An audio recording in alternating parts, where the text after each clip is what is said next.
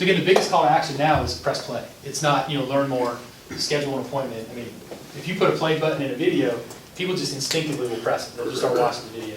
And if you see people out, they have earbuds in all the time. So it's not even it used to be, it's like, well, I don't want to watch a video at work because I can't hear it or people will hear me.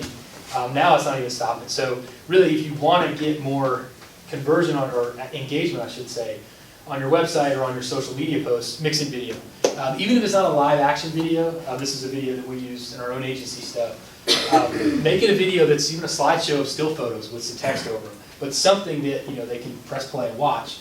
We found that that's a tremendous way to increase lead. To just show you some of these are just some quick gifs of videos that we did, but this is an animated style video. These have become very inexpensive to do. These are like explainer videos. So if you have like a heavy, complicated type of concept and you really want to simplify it in a visual way, these are great videos that do that. Let's see. So this is a testimonial. Caitlin, our designer in the back, she's making videos now. She shoots a lot of our video testimonials for clients.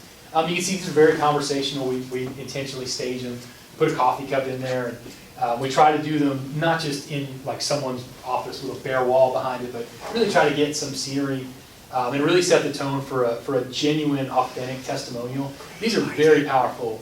Again, particularly the bottom of the funnel. So people that know who you are, they're evaluating your company, and some other ones. If you've got testimonial videos from your happy customers, that's a really, really good way to get someone, kind of push them over the edge.